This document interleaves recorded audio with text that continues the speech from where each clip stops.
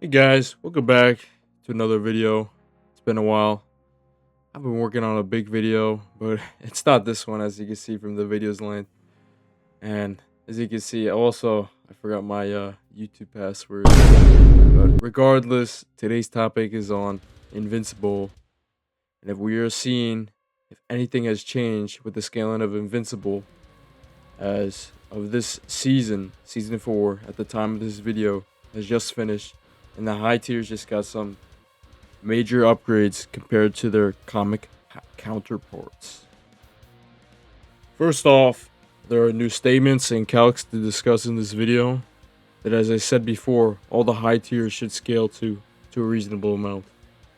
We will be first talking about the first major feat that we literally see performed, that we absolutely knows that scales, and that would be Planet Viltrum's destruction. Now, in the comic, this feat individually is in that low Zettaton range for Nolan Mark Thaddeus, or small planetary and attack potency. Lower calcs estimate the planet size based on pixel scaling, puts the planet size around 10 kilometers in diameter, or less than the Earth's 12.7 thousand kilometer size. The destruction comes out to at large planet level, or around 800 yotatons for the total feat, and 200 yotatons per individual Viltrumite. To put that into perspective, it's almost 150,000 times stronger than the comic feat, which is a massive upgrade for a low balled feat. But there is some more crazy scaling with this feat, because in the show we see the Infinity Ray blow up a store. Now, why would this scale to Viltrumite's destruction? Well, we see when Mark, Nolan, and Thaddeus go in to destroy the planet, Nolan pulls Mark back in, implying that he's needed for the full destruction of the planet, and that the planet's durability is greater than that of a star. What? No way, that's not real. There is no way a planet is more durable than a star. My flying humanoids that all speak English around the universe and can travel beyond light speeds, but a planet can't be more durable than a star that breaks physics. Which can put the individual AP of each Viltrumite at 45 quintillions, or small star level.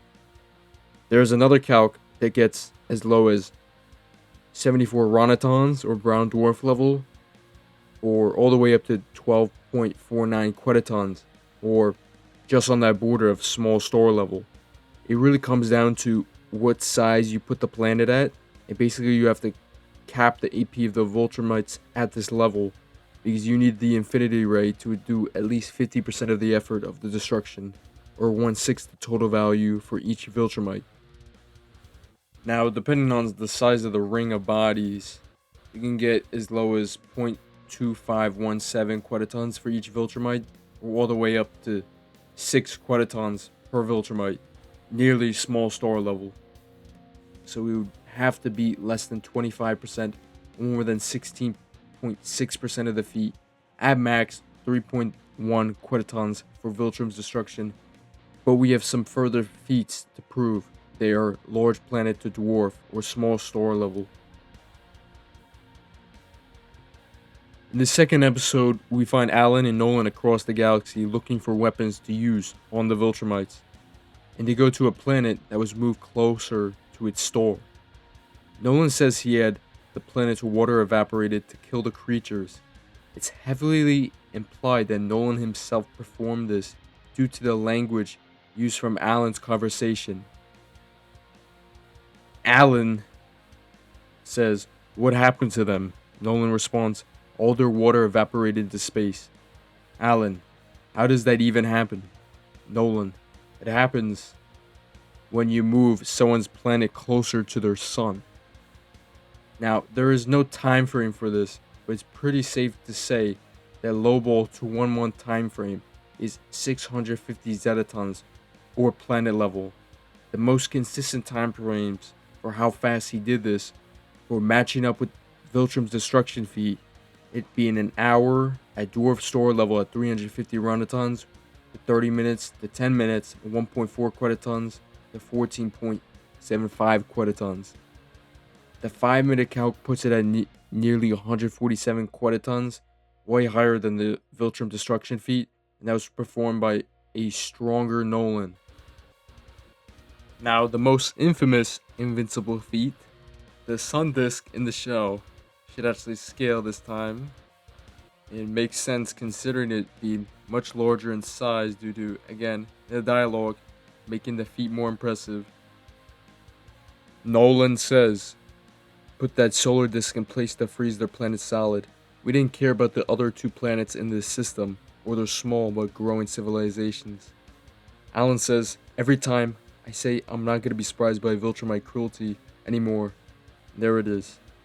Implying that the sun disk was large enough to affect 2 other planets in the system, implying a more massive scale. Depending on the material used for its density, calcs get as low as 1.02 quintillions or 3.2 quintillions, or aligning with our previous feat, or other calcs get around 120 runatons to 800 runatons. More calcs, 250 runatons per torpedo, or 500 total. All of these would be a couple times below the 3 quintillion range, which implies they needed a stronger weapon to hurt Viltrumites. And these ones in the runaton range don't scale at all. Even some calcs in the 23 runaton range. All of this implies that these torpedoes cannot hurt Viltrumites. Otherwise, the coalition would have used these weapons to kill the Viltrumites, and they would just made a bunch of them. So low quintillion range is fairly consistent with 1 to 3 quintillions for average Viltrumites. Viltrumites like Thrag, one-shotting characters at this level. It's safe to say he's most likely in the 10s to maybe even 20 quintillions or small star level. Now for speed, they should all be in those MFTL ranges. At least millions of times faster than light. A couple times, all the way to at least 63 million. Likely faster than Omni-Man for higher tiers. He sees that feat of traveling to Thraxa, which is, depending on where you put the location, get higher or lower, and the time frame for it.